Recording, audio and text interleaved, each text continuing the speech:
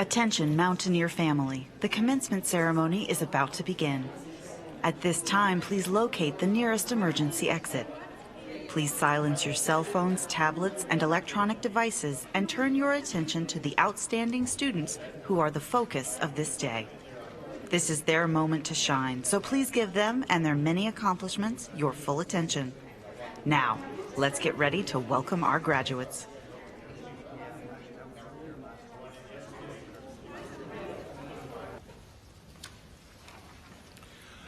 Today we honor West Virginia University's 2019 May graduates, 149 years after Marmaduke H. Dent became the university's first graduate and alumnus.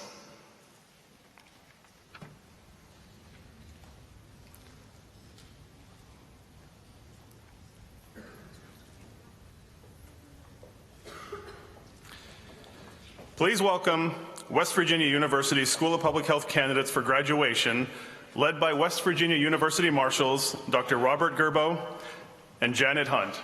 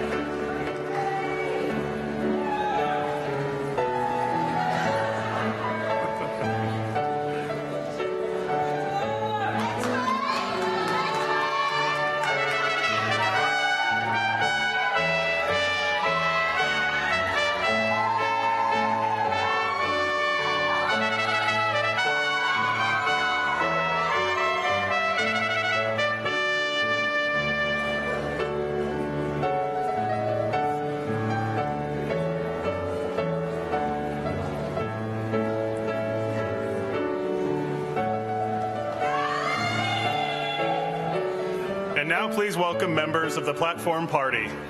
Dean Dr. Jeffrey Coben. Chief Jan Rader.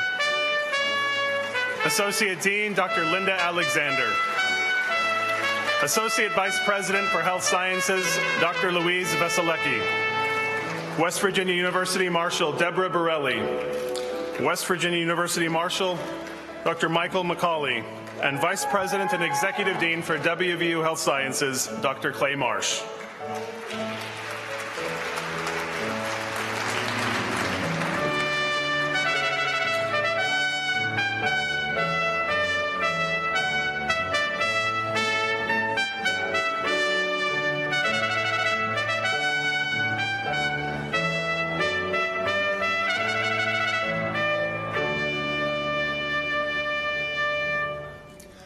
Please rise for the singing of both our national anthem and alma mater, performed by Ms. Michelle Smith.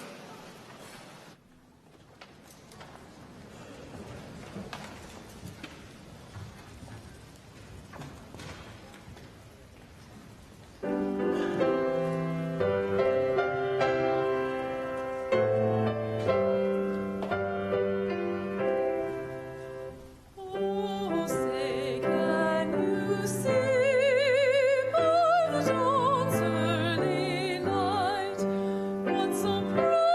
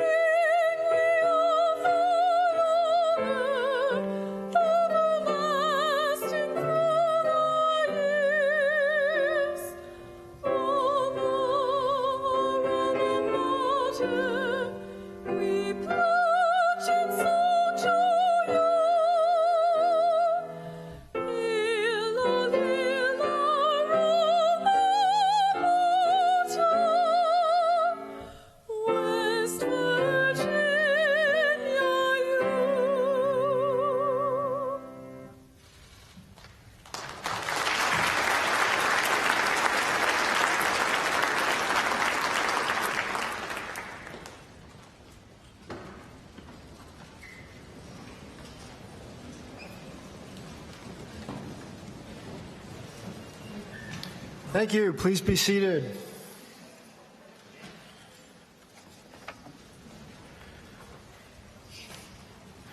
Good afternoon. Good afternoon. My name's Jeff Coben. I am so thrilled to be serving as your host today. It's a great day to be a Mountaineer.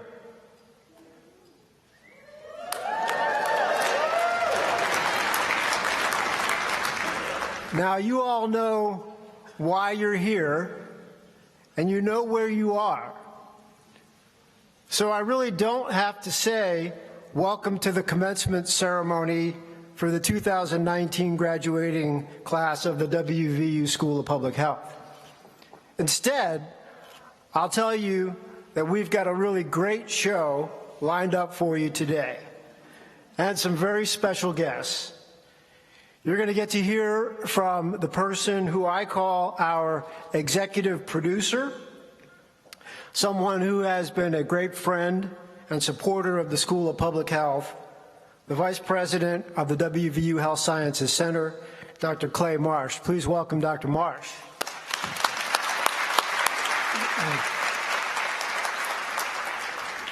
As you have already heard, we've got some great musical guests lined up for you this afternoon. And of course, our keynote speaker, who I'll be introducing in just a few minutes. But first, I want to give a shout out to our tremendous cast and crew. Would all of the faculty, staff, and administration of the School of Public Health please stand up? I know that there's some out in the audience also. These folks are the lifeblood of the School of Public Health, and without them, none of us would be here today. So thank you very much, everyone. Please. I also want to thank and congratulate the family members and friends who've supported our students during their time here at WVU. We all share your pride in the accomplishments of our students. So, will all the parents and family members of our students please stand and allow us to thank you for your many sacrifices and support.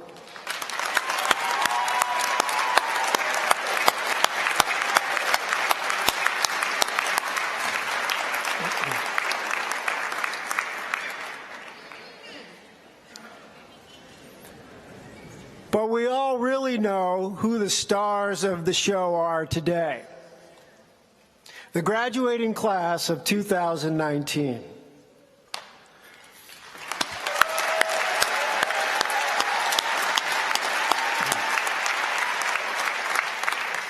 We have them sitting behind me because if I look at their faces, I'm going to start to cry. To all of our graduates here today, I speak on behalf of the entire School of Public Health when I say how proud we are of you and all that you have accomplished. As a public health professional, you now understand that good health is not simply a matter of choice or a matter of genetics, but it's also directly impacted by the conditions in which people live, work, and play. And you have chosen to dedicate yourself to improving those conditions. Today, you join your WVU Public Health alumni in a profession that believes deeply that good health is not a privilege of the few who can afford it, but rather a basic human right for all people, regardless of their socioeconomic status, race, ethnicity, religion, gender identity, sexual orientation, or country of origin. So I say, follow your dreams, follow the golden rule, and follow the path upstream to make your community, your state, and your world a better place. Congratulations, 2019 graduates of the WVU School of Public Health.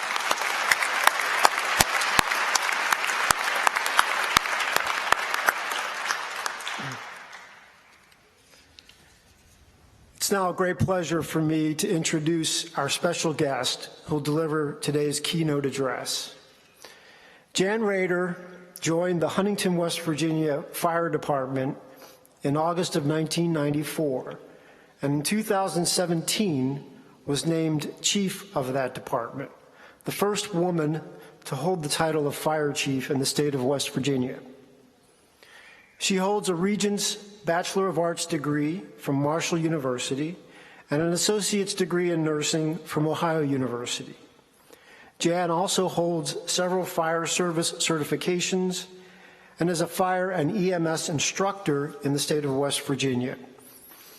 Since November 2014, Jan has been serving as a member of the Mayor's Office of Drug Control Policy Task Force, which is working to address drug addiction in Huntington and the surrounding communities and create a holistic approach, including prevention, treatment, and law enforcement.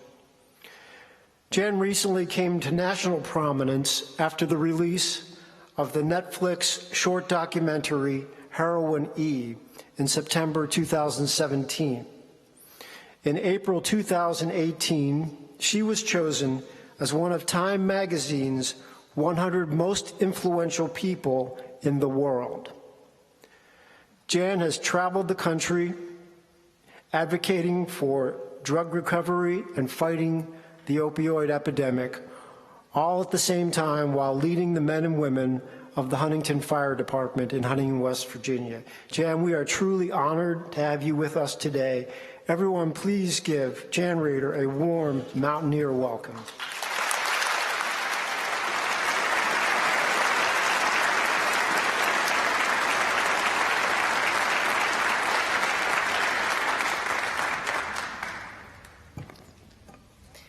Wow. I am so honored to be here today, and I'm very humbled to be asked to be here. And since you are now in the healthcare profession, I must ask you a question. Okay. How do you tell male chromosome from a female chromosome? Pull down its genes. Yeah, I'm prone to bad jokes, so. I would like to congratulate everyone graduating today from the West Virginia University School of Public Health. Today is a very special time for all of you. I know that there's a lot of blood, sweat, and tears that have gone into your education, as well as, I assume, a little sleep deprivation. So it has finally paid off. Congratulations. You know, as I prepared for today, I spent time reflecting on my career as a first responder. I decided to pursue the profession of firefighting 25 years ago, actually a little more than 25 years ago. And what happened was I witnessed a cardiac arrest. I witnessed a cardiac arrest in the doorway of the store where I was working. I was actually working in a jewelry store. I was a jeweler. And I felt incredibly helpless because I didn't even know CPR. So, of course, I called 911. I watched a couple young women stop and do CPR on this lady. And then I watched as the fire department showed up and they performed advanced cardiac life support for this lady, and they saved her life. So I didn't want to feel helpless anymore. I immediately took a CPR class and then an EMT basic class. And within a year, I was working for the Huntington Fire Department as a firefighter. Fast forward to today, I'm an old paramedic. I've known Dr. Ramsey for 25 years now. And I'm also a registered nurse. And I'm coming up on my 25th year anniversary as a firefighter. So over this 25 years serving as a first responder, I have witnessed the emergence of one of the worst health epidemics that we have encountered, and that is opioid addiction, opioid epidemic. Some people started calling it a crisis at first, but it obviously became evident that it was an epidemic, and there's epidemics within epidemics. So With many years of responding and watching this unfold, I certainly developed a little bit of insight as to what actually happens during an overdose and what we need to do to improve the outcome, because the outcome has been poor for years. Any of you not morning people? Oh, please tell me somebody's not a morning person here. Okay, so what I'm going to share with you is what actually happens when somebody overdoses. It's a very negative event for everybody there. So who said they weren't a morning person? Okay, so, yeah, guy up front. What's your name? Marco. Marco's not a morning person. Okay, so let's say that he's sleeping very well one morning, and 5 or 6 of us in uniform, strangers, run into his bedroom and they start slapping him in the face and rubbing his sternum and saying, wake up, you overdosed. Now, I don't know about you, but I'd be pretty angry, would you not? Okay, so let's add to that. Let's say that I gave you a dose of a medication that makes you violently ill. Nausea, vomiting, diarrhea, the whole bit. Now you're really not going to like me, are you? So you're not going to be nice to me, are you? Okay, so then I'm going to be mad because he's not grateful that I saved his life. Okay? I might have had you multiple times. Okay? And I might see you going downhill. So that's what your first responders are experiencing. And I include the healthcare professionals in that, ERs, your physicians, things like that. So that's not a good situation, is it, Marco? Okay. You don't want that to happen, do you? Okay. So we need to understand what we're doing here. For us first responders and healthcare professionals, until recently, there was a general lack of education or knowledge given to us on how to deal with people suffering from substance use disorder. So we're changing the way that happens right now. I'm sure you got a lot of education on substance use disorder, did you not? And words matter. We don't call it addiction. So this is kind of weird, just so you know, because I want to look at them. So we're changing that. And for years, that wasn't the norm. There wasn't a lot of education. And I think a lot of times we ourselves did not understand what was going on, but we have come a long way. So the third thing that I want to mention to you is people suffering from substance use disorder should be treated just like everybody else that we treat. I have people say, well, they're not compliant. Well, you know what? I worked in an ER for years. Probably 80% of my patients were non-compliant.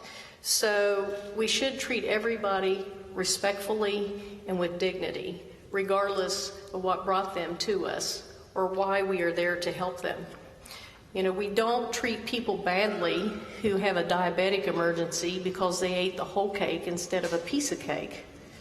We don't treat somebody badly who has lung cancer because they smoked 22 packs of cigarettes a day for 20 years.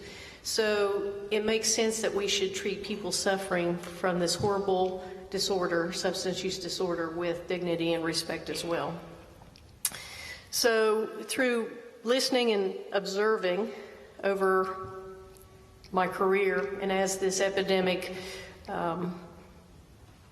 unfolded, I have begun to understand and try to have more empathy and compassion for those. With that education and understanding, I think that we as a society will get past the stigma associated with substance use disorder. We don't get through this without collaboration and working together. Remember that day I told you about that changed my life? Watching somebody have a heart attack in the doorway of a store. I watched her turn blue and collapse. I witnessed 6 people saving her life. That doesn't count the rest of the people it took to save her life. What about the ER staff, the cath lab staff, doctors, physicians, policymakers, physical therapy? I'd say it probably took over 100 people to save that lady's life that day. And that's what we are doing in Huntington, and that's what we're doing in West Virginia, because we're a resilient people. And I'm very proud of that. Most of you know where Huntington is, right? Yeah, a lot of people don't. Well, I won't show you that. Have you ever seen the map of West Virginia? Okay. Huntington's right here? Okay. It's a tri-state area. It's very transient. A lot of people coming through. In the fall of 2014, my mayor stood up and said, look, I'm going to do something about this. And he built a team, called it the Office of Drug Control Policy, modeled after the national policy, drug control policy. And we realized right off the bat that we had to keep real-time data. Did you talk about data in class? Drives policy, right? Okay, drives change. Okay, the world around us is ever changing. So 2015 was the first year that we kept real-time data in Huntington. Cabell County, 95,000 people. In that year, we had 944 overdoses, non-fatal. We had 70 fatal overdoses. We knew that it would get worse before it got better. We knew this. Our plateau was in 2017. In 2017, we saw 1,831 non-fatal overdoses and 183 overdose deaths. And because of collaboration between Marshall University, WVU, all hospitals coming together, we are turning the tide in Huntington and in West Virginia. In 2018, our overdoses were down 41%. 41%.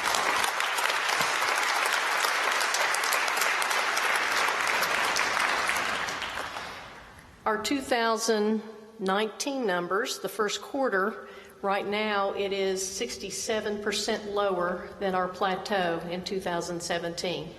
And that is amazing.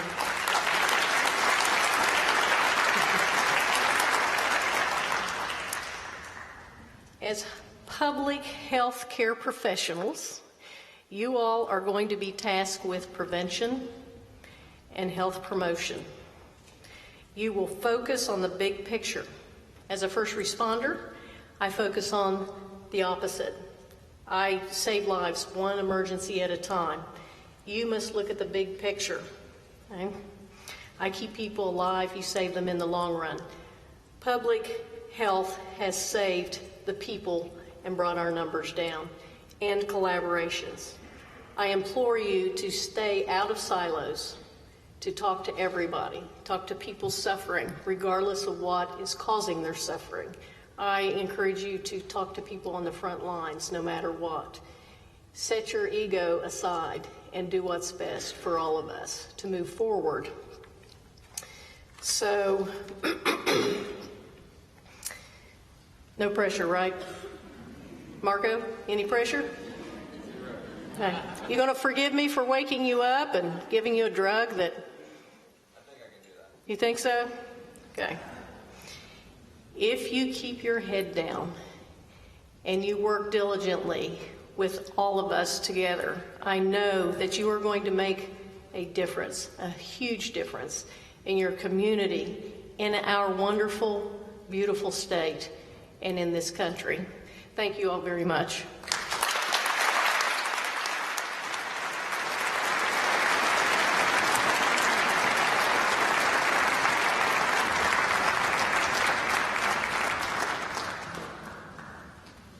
I want to thank Chief Rader. Ladies and gentlemen, please enjoy a performance of Simple Gifts performed by Michelle Smith.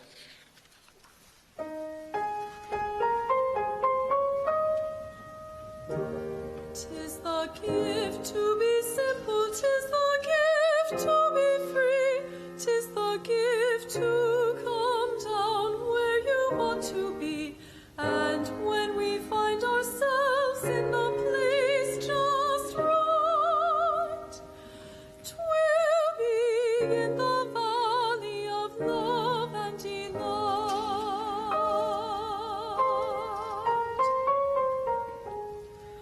When true simplicity is gained, to bow and to bend we shan't be ashamed to turn.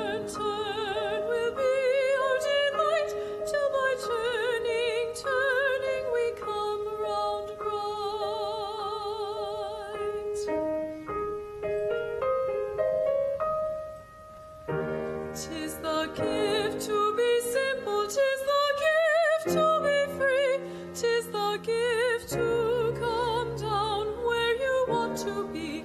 And when we find ourselves in the place just right, 'twill be in the valley of love and delight.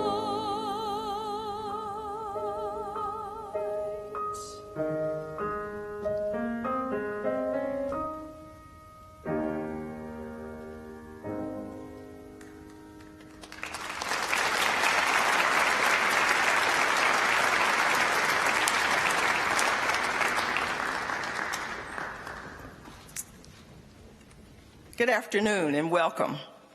I'm Linda Alexander, Senior Associate Dean for Academic Affairs in the School of Public Health.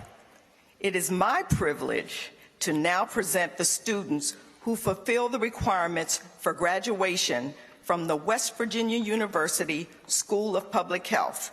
I invite Vice President Marsh and Dean Coben to join me. Students, please rise.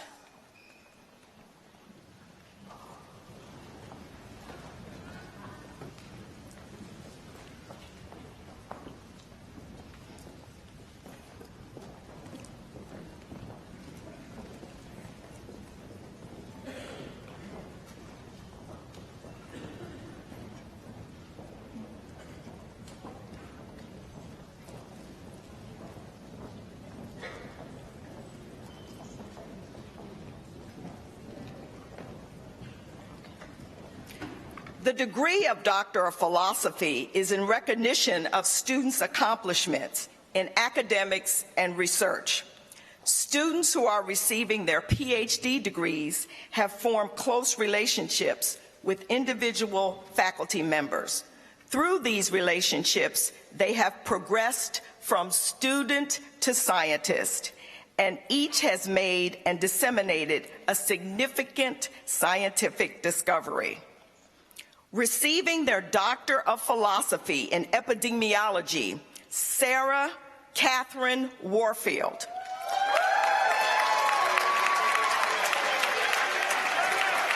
The title of her dissertation is Characteristics and Patterns of Opioid-Related Overdoses Among Veterans, hooded by her mentor, Dr. Robert Bossart. Please join me in recognizing Dr. Sarah Catherine Warfield.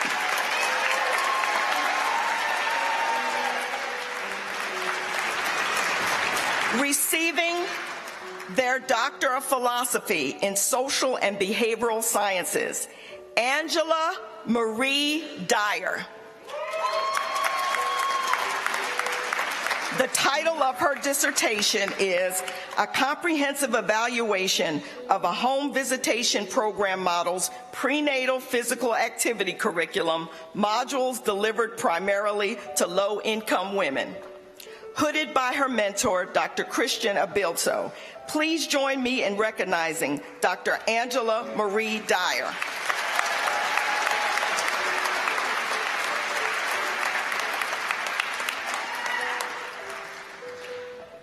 Receiving their Doctor of Philosophy in Social and Behavioral Sciences, Sabina Carletta Thomas.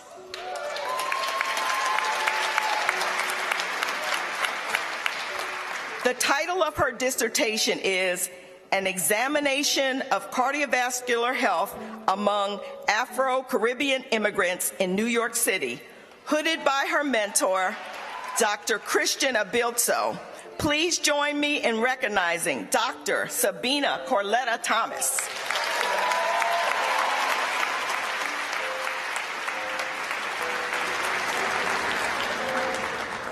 Receiving their Master of Public Health degree in Epidemiology, Crystal Renee Capers.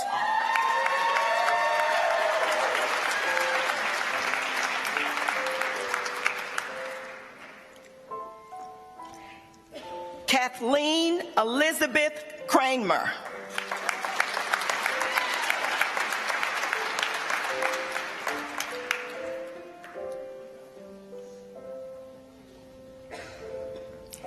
Hannah Grace Davis.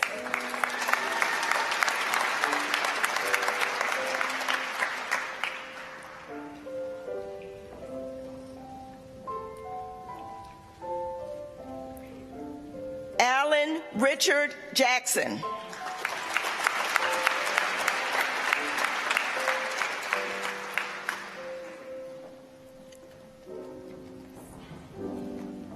Elena Marie Wojcik.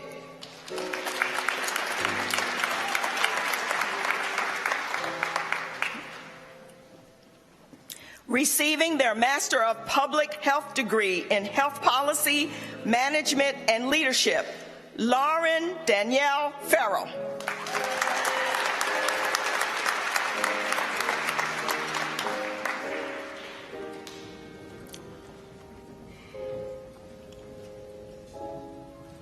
Marco Schaff.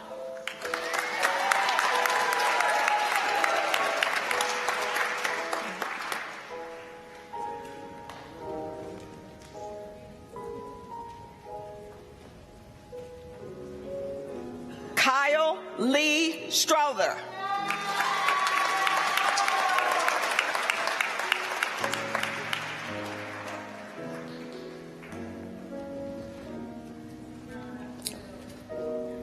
Corey Nicole Woodrum.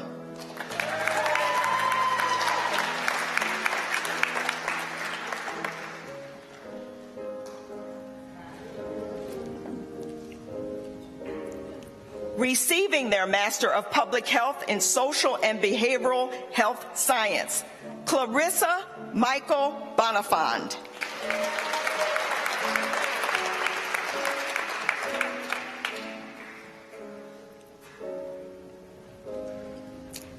Lisa Christine Calderwood.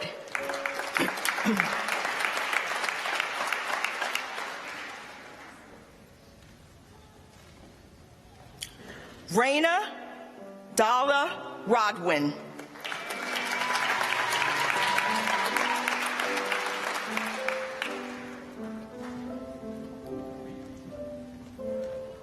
Megan Ann Toscano.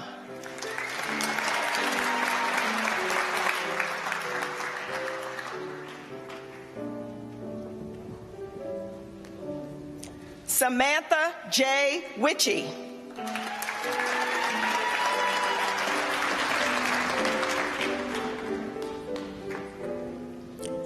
Receiving their Master of Science in School Health Education, Faith Rochelle Magnone.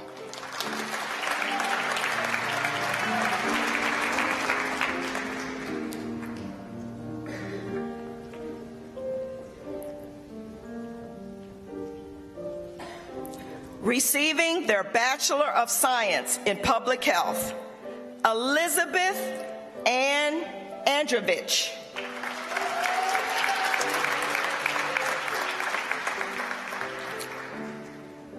Alexa Hope Angelo.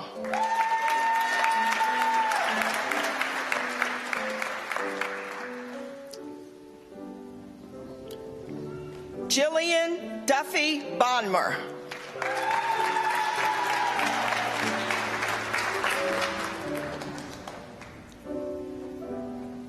Lindsay Brianna Bonomo.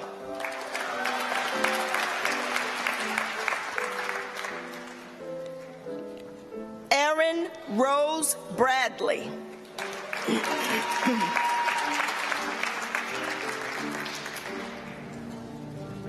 Jordan Stafford Brown.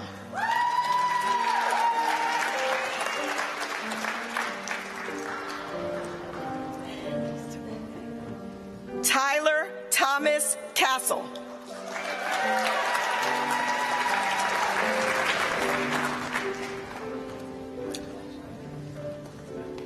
Haley Elizabeth Connolly.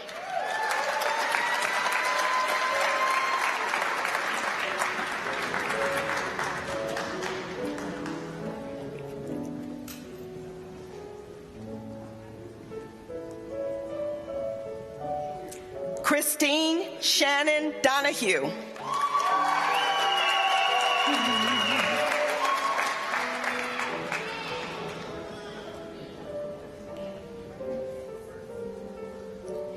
Ashley Marie Dorsey.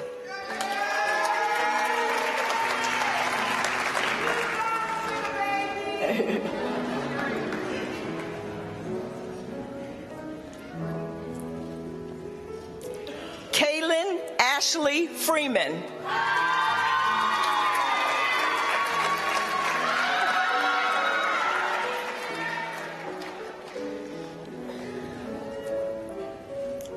Jessica Fern Gill.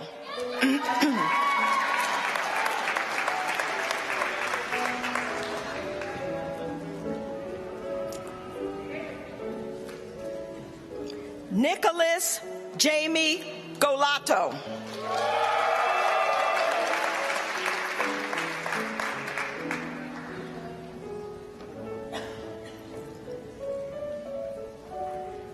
Brittany Marie Himes.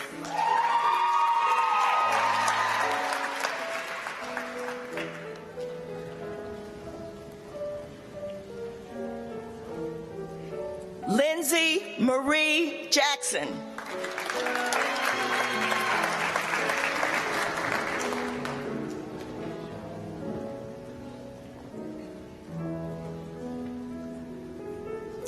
Carly Marie Janshore.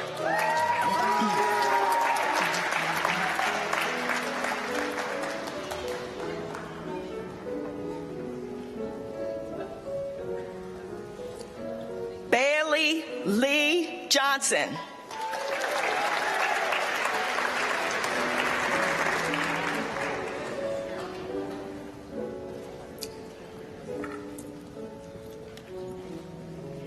Daniel Lawrence Kerwin.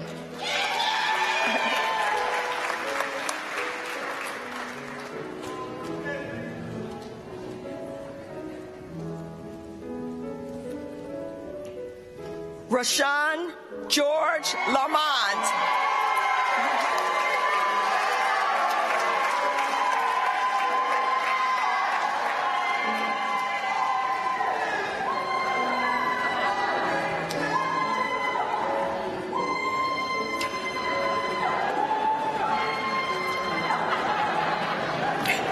Elizabeth Marie Loudermilk.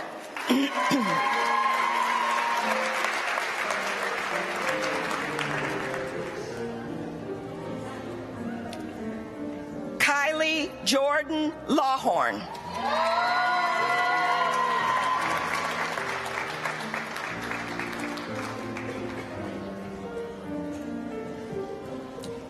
Taylor Corinne Limer.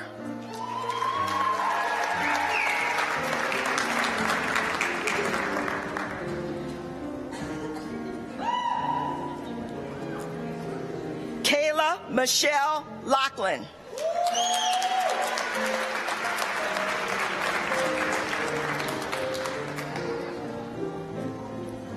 Natalie Sarah Sue Mayfield.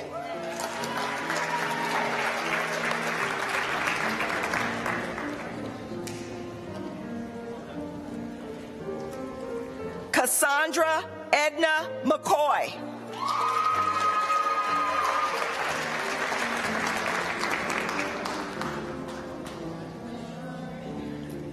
Allison Morgan McCracken.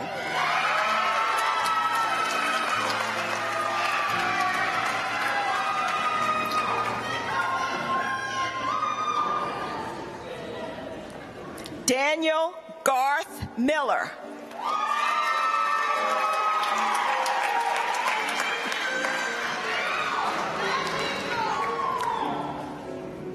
Haley Marie Mofa.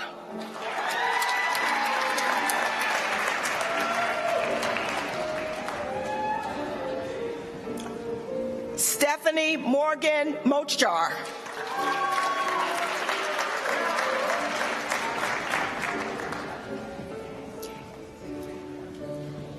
Erin LaRae Nelson.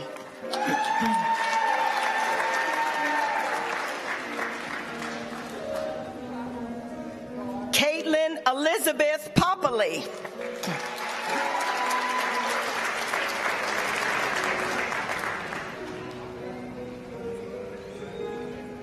Bridget Catherine Roche.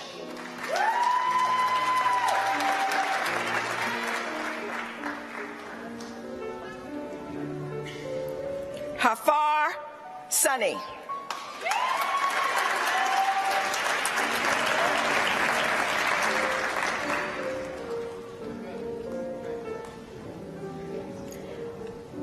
Megan Elizabeth Scott.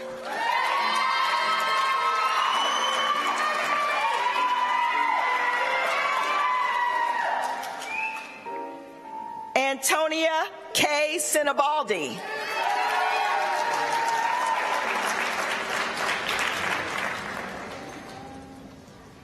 Victoria Cherie Smith.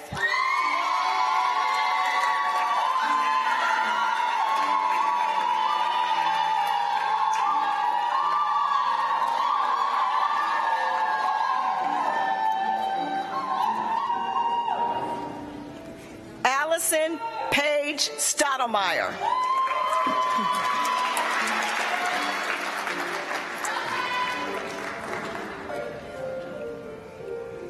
Michaela Danielle Stoll.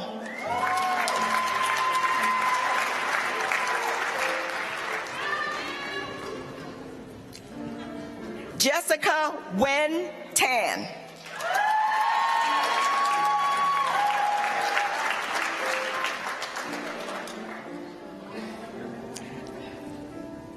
Stephanie Oralo Thompson.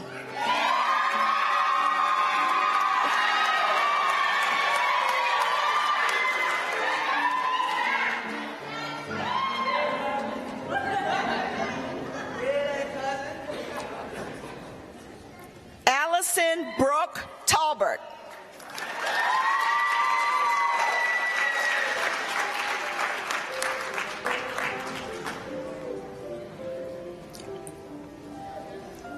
Victoria Paige Weber.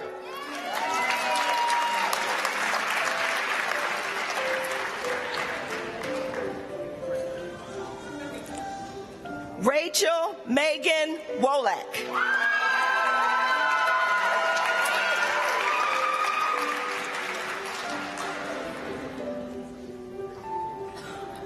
Brenna Mary Heffernan.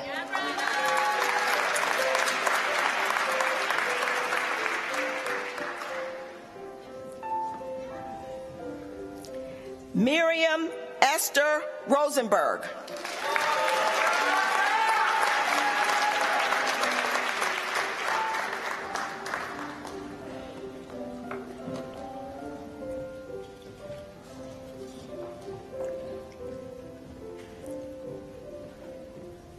Dr. Marsh, this concludes the presentation of candidates for graduation, and I welcome you to the podium for closing remarks and degree conferral.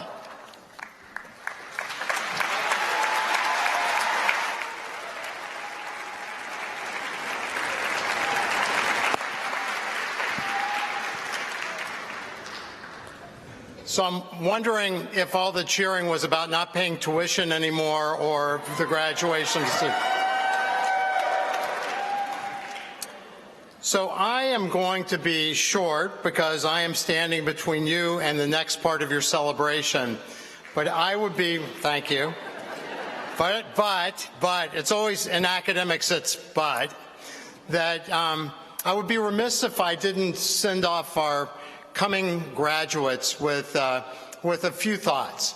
And as we start to think about from Chief Rader and from Dean Coben and the rest of our delegation, as well as our graduates-to-be, then we are, as Jan Rader said, we're all on a hero's journey.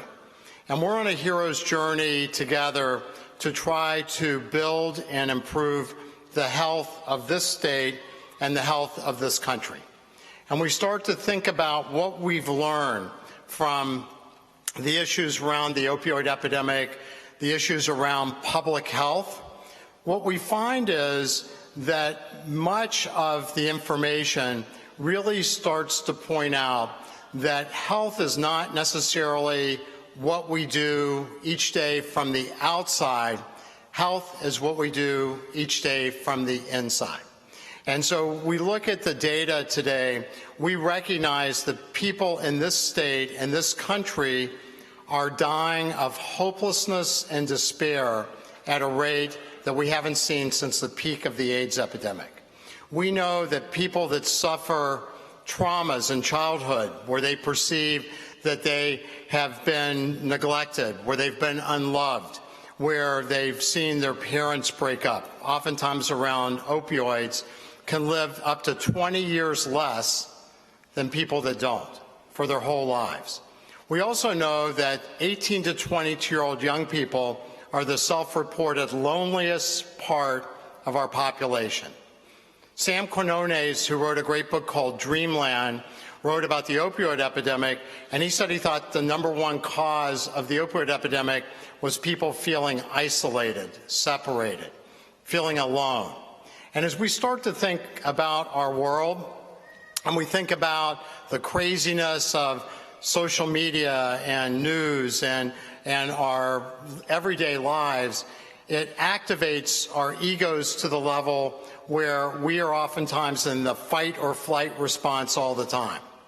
A study from a Nobel laureate found that perceiving you being under chronic stress causes you to age, causes your body to age faster than anything else. And working with Dan Buettner, who is a gentleman who spent time understanding what caused the longest lived people to live well, he said the #1 thing from his research you can do to be healthy and alive at 90 years old is to believe and envision you'll be healthy and alive at 90 years old. So we're learning that health, which comes from the root word hal, H-A-L, which is also the root word of heal, and is also the root word of holy, means whole, W-H-O-L-E, complete, fulfilled. And ultimately, we can only feel fulfilled and whole from what we perceive as inside, not what we have outside. No matter how much money, no matter how many cars, how big a house, how important a job, at the end of the day, we are only as fulfilled as we feel from the inside. So the journey of health is really the hero's journey, not like Game of Thrones for the Iron Throne, but it's really the journey within, to find ourselves, to understand the simple gifts. The song that we love are the ability to see the people we love, to be here to celebrate such a great event, to appreciate each day. Because as Steve Jobs said one time, if you look in the mirror every day and you said, if this was my last day, would I be doing what I'm doing today? If you say that enough days in a row, someday you'll be right. So I'm a critical care physician and have taken care of a lot of people who are dying. And nobody wants to do more work. Nobody wants to write more papers. Nobody wants a bigger position. Everybody would love another walk outside, another meal with their family, the things that we take for granted almost every day that are truly miracles. Albert Einstein said, there's two ways to run your life. One way, or see your life. One way is as if every day is a miracle, and the other way as if no day is a miracle. And I think we should choose the former. And eventually, if we do that as a group, when we make our communities safe and we care about each other, because love to me is the thing that knits communities together, that knits families together, that knits great places together. And I know that the people here in the School of Public Health have a tremendous amount of love for our students. So I would leave you with the thought that, like Dorothy and the Wizard of Oz, we have everything we need to be healthy and to be happy. We may not have just discovered it yet. So class of 2019, I hope that your country roads lead you back home. Know that whether you wear your Flying WV on your shirt, on your coat, I hope you always wear it in your heart. And remember where you're home. Godspeed and good luck.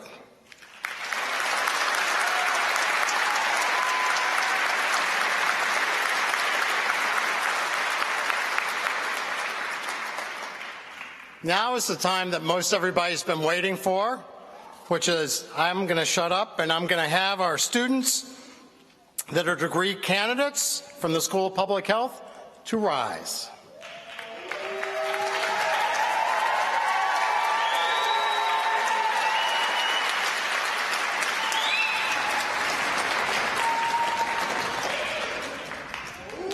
By virtue of the authority vested in me by the West Virginia University Board of Governors, I hereby confer upon you the degree of which you've been recommended with all the rights, honors, and privileges appertaining thereto. As West Virginia University's newest graduates, bachelors, move your tassel to the left side of your cap as a symbol of your achievement. Parents, friends, spouses, family members, please join me in recognizing the newest graduates of the class of 2019.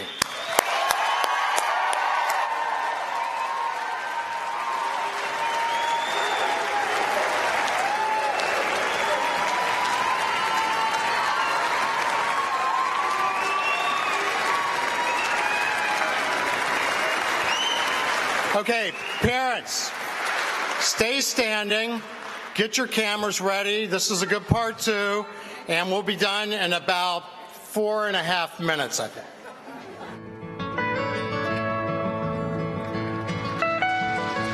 Almost heaven, West Virginia, Blue Ridge Mountain, Shenandoah River.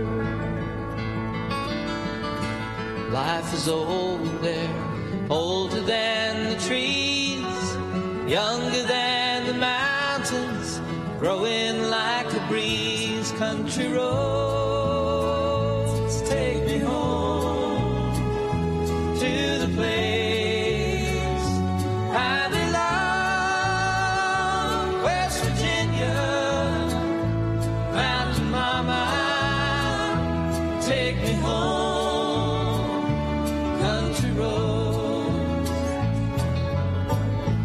All my memories gather round her, mindless lady, stranger to blue water, dark and dusty, painted on the sky, misty taste of moonshine, teardrops in my eyes. Country roads take me home.